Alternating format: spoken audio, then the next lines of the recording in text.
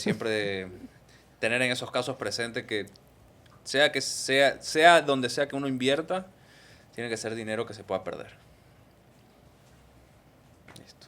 La idea no es perder, pero no puedes depender de Pero puedes solamente. perderlo porque es una Correcto, empresa y es un riesgo y es una inversión. correcto. Toda inversión tiene un riesgo. Toda No inversión tiene existe riesgo. inversión 100% segura. No Todo. existe ni una. No, no hay. Claro. Ni una en el mundo.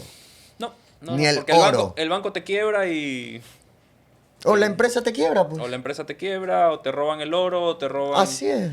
Acá no hay nada seguro. O aparece otro metal mejor y empiezan a balear todo contra el otro metal y el oro se va para la baja. O sea, no Sí, existe nada seguro. no, totalmente. Pero mucha gente no lo logra entender. Yo después de la pandemia creo que puede pasar todo. Pa.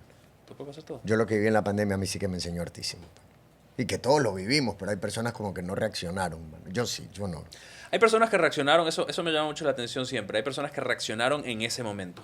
Cuando vieron que todo volvió a la normalidad, se olvidaron de cómo reaccionaron y se olvidaron. Sí, verdad. Yo tenía un familiar que decía siempre en los chats, cuídense, que no sé qué, que el COVID, que imagínense si fuese grande, si lo vieran, qué asustados que estarían.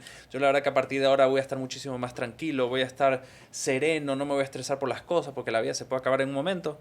Pasó un medio año de la pandemia, estrés total.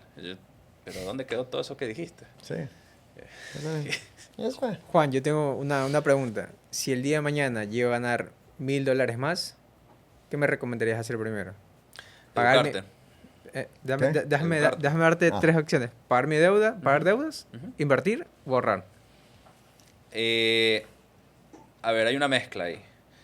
Yo lo primero que te recomendaría es que tengas un fondo de emergencia Ok. por cualquier cosa que te pueda llegar a pasar, porque lo que te voy a decir es que pagues tus deudas. Entonces, el fondo de reserva, el fondo de emergencia te ayudaría si estás pagando tus deudas y te estás enfocando en eso y algo te llega a pasar, tienes el fondo de emergencia para que no tarjetees y vuelvas para atrás.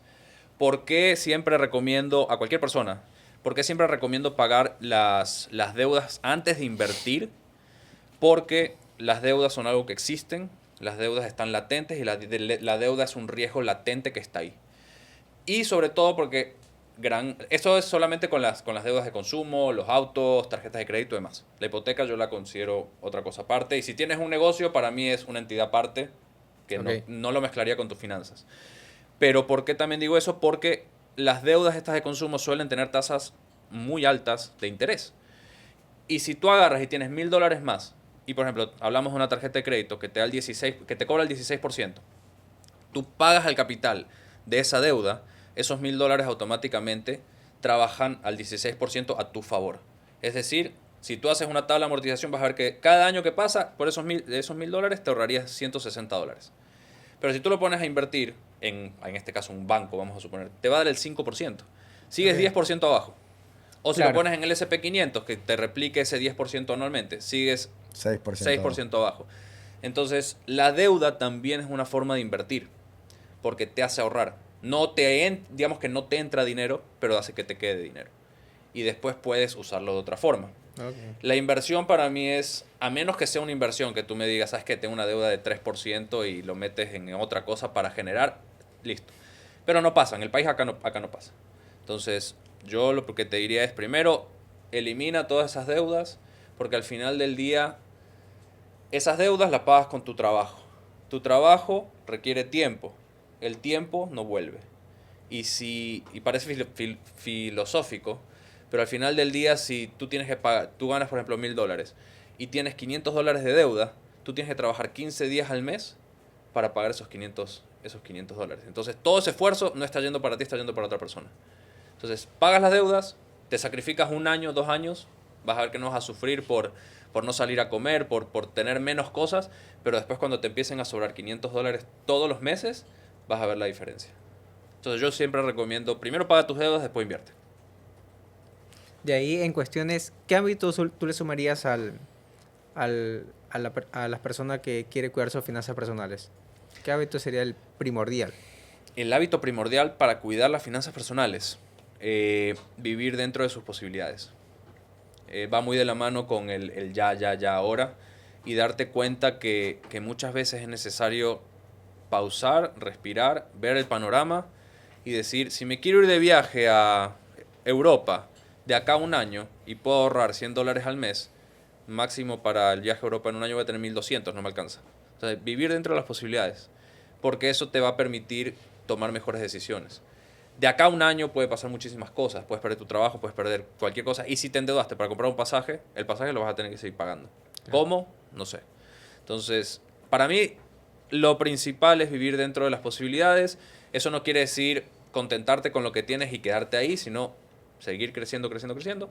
Pero, Arroparte hasta donde te dé la sábana. correcto. Buscar que te arrope más o tener más para poder arroparte un poquito más, pero ir de a poco, tener paciencia. Y algo que a mucha gente no le gusta es tener un presupuesto. El presupuesto para mí es la única herramienta que te dice cuánto te ingresa, cuánto sale y te dejas de preguntar a dónde gastaste. Porque vas ahí, lo ves, ya sabes qué hiciste, qué puedes mejorar para el mes siguiente y cómo te va a permitir invertir, planificar, pagar deudas con la realidad y no con solamente creer que. Al final del día, yo siempre digo, tus finanzas y una empresa, las finanzas de tu casa y las de una empresa son iguales. Si tú no cuidas tus finanzas y la empresa no cuida sus finanzas, ambas quiebran. Entonces, cuídalas. Sí, en el colegio deberían dar lo que dan en otros países. Home ec, Totalmente. Totalmente. economía de casa. Que no le dan, aquí no dan eso. No. La economía de casa es tan importante. Sí, acá yo sé que los bancos y las instituciones tienen por ley la obligación de enseñar sobre finanzas personales. Y yo he trabajado con bancos y he estado con algunas instituciones. Y lo que yo les digo, enseñemos. No, es que bueno, hablemos de las deudas, hablemos de esto. O sea, siempre te enseñan, pero hasta cierto punto para cumplir con la ley. Okay. Y realmente todo podría ser mucho mejor con esa... Home ec, Sí. en el colegio, loco. Esa asignatura. Sí. Economía casera, loco. La economía casera es tan importante. Sí. Y a invertir. Porque si tú le enseñas a un papá a invertir o a un niño el concepto de inversión, apenas sale a trabajar y empieza a tener un ingreso, sabe que lo va a poder invertir, que a la larga se va a multiplicar y que va a tener tranquilidad. Pero nadie se entera hasta que tiene 40 años. O sea, y ya es verdad que todavía se puede hacer mucho, pero ya perdiste 20. 20. Y 20 en tema de inversiones es un Y mundo. lastimosamente con la generación actual, cuando tienes 20, quieres empezar a vivir como que si hubieses trabajado en los 20. Totalmente. Que Te todavía endeudas no para trabaja. 20. Claro. ¿Quieres vivir como viven los de 40? Así quiero, pero ñaño, tienes 20.